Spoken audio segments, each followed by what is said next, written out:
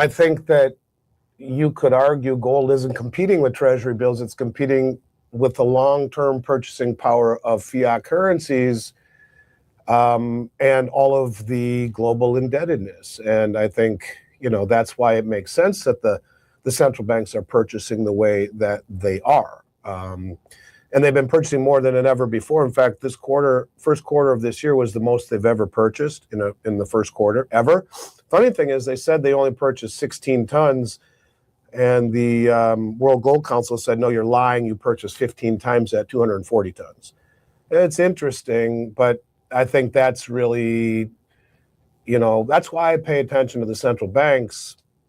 They're not buying record amounts of gold because they're worried about next month's rate decision. They're buying it because they understand the long-term consequences of too much debt and the steady debasement of fiat currencies. I was watching an interview today between Michelle McCory, my co-host, and Rick Rule, and his assumption is about an 8% decline in purchasing power per year of the US dollar. Well, if he's right, into 72, in 9 years, the dollar is cut in half. And that's assuming everything else stays the same, and we don't see increases in inflation, and we don't see, greater debasement. I think these are all real dilemmas. And when you see the world's appetite for U.S. treasuries waning, becomes even a bigger problem. And so I was listening to Luke Groman as well. He had a very interesting perspective. He said, the world used to want our treasuries, and so we sprayed a fire hose of inflation, exporting it across the globe as those countries readily took our debt and allowed us to live this extraordinary, exuberant life. But now that's not wanted so much because of things that we've done with weaponization and fiscal and monetary, I guess you could say, instability or poor decision making. But anyways, so he says now it's like taking that hose and bending it into the basement window and flooding our own country with this inflation, as otherwise rates are going to go up. And so, and they're trying to change the rules so that the banks can continue to buy more treasuries, So it's a situation where if rates go up, the whole game ends. And I think that's kind of the picture here, is that if you believe that, and also to Luke's point, this reindustrialization trend, it started under Trump, but he says that Biden actually brought back more manufacturing than Trump did, and which I found hard to believe. He said a lot of it was related to green and whatnot, but that he thinks it's a decision that is being made from, the industrial complex, the military, and the way above, and this is something that we need for national security. So in order to reindustrialize the country, we can't have a strong dollar. We can't have high rates. That's Triffin's dilemma. We'll go nowhere. So by allowing the rates to go lower and easing up, if you will, is something that could be very dangerous. You're going to reaccelerate inflation. So does there need to be an event to gather enough public will behind those kinds of decisions? Maybe not. I don't know. But I don't think that there is any path that gets us where we're going without inflation being a buzzword and something that I think is only going to get worse. And all of this stuff that we're seeing in Hormuz has a lag effect. We haven't seen it yet. We should very well see much higher price inflation into the second half. So yeah, holding your wealth in dollars is a mistake right now. And maybe that's why you're seeing an acceleration by the central banks very quietly, purchasing the most gold in the first quarter ever, and then lying about it by a factor of 15. So, and now we're beginning to see things take shape to your point, in China, with Hong Kong developing a new exchange where price will be set.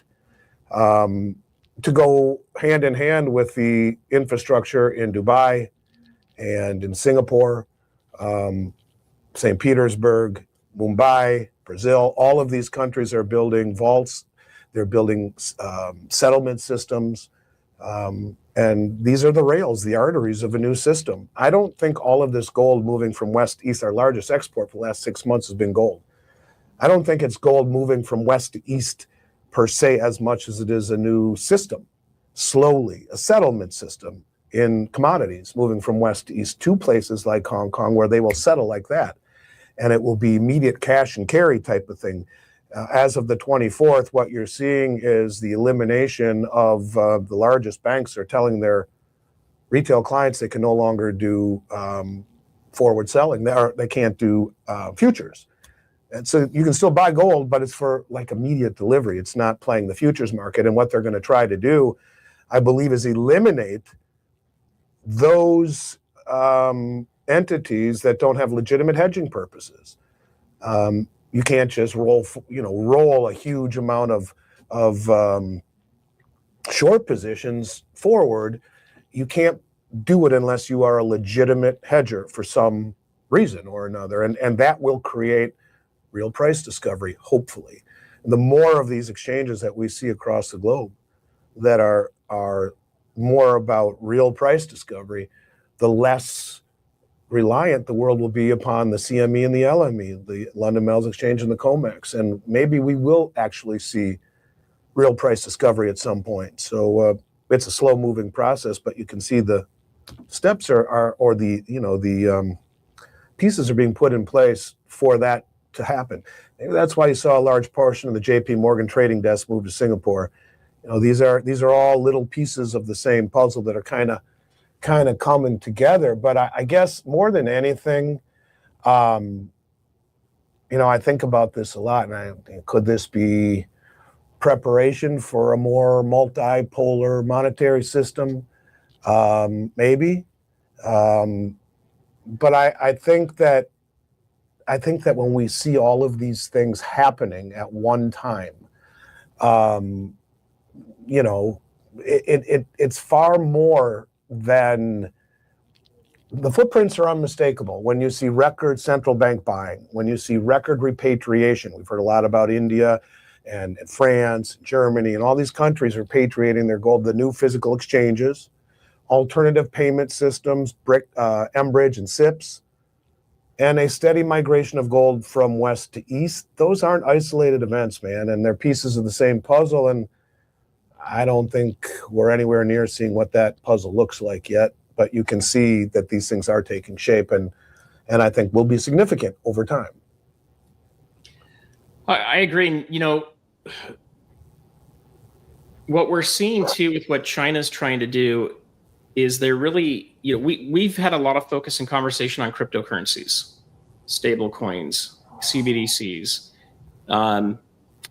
being the world reserve currency for a long time. Like you mentioned, we've exported our debt. We've also exported our dollars out. That's been our number one thing that we're exporting. That allowed us to basically have everybody in the country that wants a granite countertop in their kitchen to have one. Everybody gets to have a car or two. Everybody gets to have new iPhones, all that kind of stuff. The reality, though, is most everybody's in debt. That's what I'm glad you said. That's the reality. When my grandfather was young, I remember him saying to me, he never bought anything unless he had the cash, a house or a car. Exactly. Now their birthright is to go into debt. I'm glad you brought that very valuable point up. And it's been financed by the rest of the world. It has been. And so what's happened is when the country started doing that, we were taught how to do that too. And we were allowed to do it. We had really low rates for a very long time. Incentivized. Remember your first year in college? Those booths set up all over the campus. Get a free sweatshirt for a credit card. It's like you're a freshman and you got $8,000 in debt. Say, oh my God, what the hell did I just do? That's a lot of beer. I can't believe I drank that much. Well, and it's all high interest rate stuff too, right? So it's crazy. And anyway, everybody's set up on that, right? So we're all in these positions now. A lot of people look at it and they say, hey, I've got a 30-year mortgage and it's a fixed rate at 2.5% or 3%. And they're really excited about it. What they don't realize is they're going to pay for the home twice. Right. Even at those low rates. And if you'll notice that most of the credit cards are divisible by 72, either 18 or 24, and why would that be? Because the rule of 70 seconds, you take 18 or 24, divide it into 72 in 4 or 3 years. If you just pay the minimum interest, your principal doubles. And so, this is a whole generation that it's their birthright to get into debt. School debt, credit card debt. Yep. mortgage debt, car debt, on and on and on and on. And yeah, that's a problem.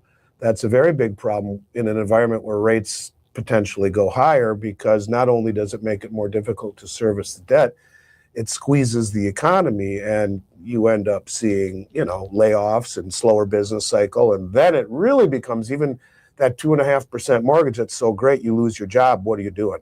And because people they've blown through all their savings. So it's a bad thing to be this in debt, and in particular at the foothills of an environment where rates could potentially go much higher, dictated by the market because of the fiscal irresponsibility that we've shown, and because I think the world realizes that we can't do austerity. If we do, we blow up the entire system we're trying to protect.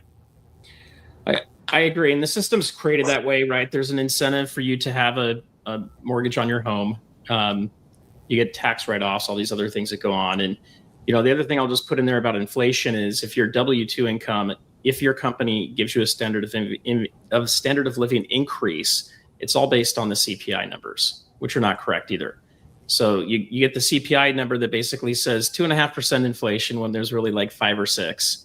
And so everybody's feeling it today. I look at gold and silver in particular, and majority of what I've purchased, almost I'd say like 80% of it, maybe even more than that, was purchased at numbers way lower than where we're at now.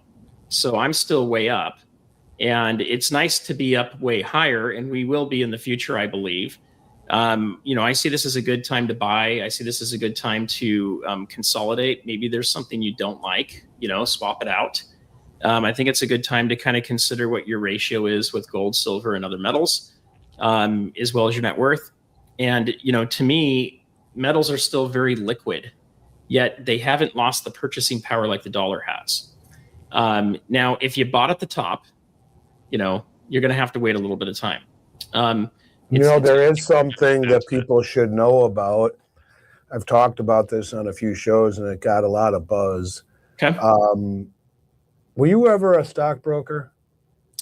No, but I worked with a lot of top stockbrokers in the past.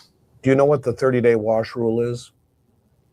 I'm familiar with the term. I forget the exact, but I think it's where you buy it, you sell it, you can't rebuy it for 30 days. That's right. So if you have a security and you sell it and book a loss, IRS regulations say you can't buy it or anything similar back for 31 days. That is the wash rule. The theory, you just sell an investment property for a $2 million gain. You bought SpaceX at the top, and you don't want to let it go. You could sell it right now, take that big loss, book that loss against the capital gain, and then buy it right back, as most brokerages don't even charge people for the trades anymore, right? It's management, money under management. Well, the IRS says you can sell that and book that loss, but you can't buy SpaceX back for 31 days. Well, you're thinking, shit, it might go way up by then. I don't want to do that. Well, that's a securities law. Does not pertain to precious metals or commodities. So if someone bought silver at $100, they could sell it. Now, the key is that custody has to change. It can't be done half-ass.